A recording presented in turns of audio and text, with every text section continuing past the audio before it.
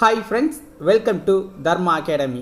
இந்த வீடியோவில் நம்ம பார்க்க போகிறது தேசிய நெடுஞ்சாலைகள், அதாவது தமிழ்நாட்டோட தொடர்புடைய தேசிய நெடுஞ்சாலைகளை மட்டும் இந்த வீடியோவில் பார்க்க போகிறோம். ஓகேவா? சேனலை இது வரைக்கும் நீங்கள் சப்ஸ்கிரைப் பண்ணலை அப்படின்னா சப்ஸ்கிரைப் பண்ணிவிட்டு பாருங்கள் வீடியோவை.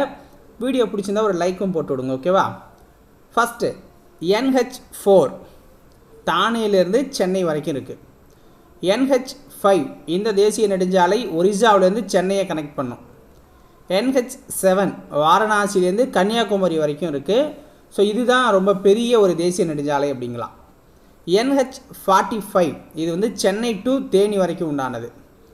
NH46 கிருஷ்ணகிரியிலேருந்து ராணிப்பேட்டை வரைக்கும் இருக்குது. NH47 சேலம் டு கிருஷ்ணகிரி வரைக்கும் உண்டான நீளம். NH66 அப்படிங்கிறது கிருஷ்ணகிரியிலேருந்து பாண்டிச்சேரி வரைக்கும். அடுத்தது NH68 உளுந்தூர்பேட்டையிலேருந்து சேலம் வரைக்கும்.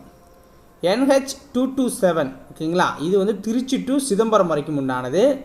NH47A அப்படின்னு ஒன்று இருக்குது. ஸோ இது வந்து பார்த்தீங்க அப்படின்னா எர்ணாகுளம் டு கொச்சின் இருக்கிறதுலே மிகச்சிறிய ஒரு தேசிய நெடுஞ்சாலை அப்படின்னா இதுதான். ஓகேவா? எர்ணாகுளம் டு கொச்சின் வரைக்கும் இருக்கிறது தான்.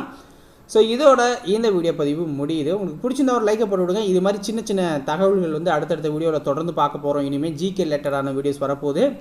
ஸோ உங்களுடைய சப்போர்ட்டை தெரியப்படுத்துங்க. கமெண்ட்ஸில் கண்டினியூ பண்ணணும் அப்படின்னா கண்டினியூ அப்படின்னு கமெண்ட்ஸில் டைப் பண்ணுங்கள். ஓகேவா? நன்றி.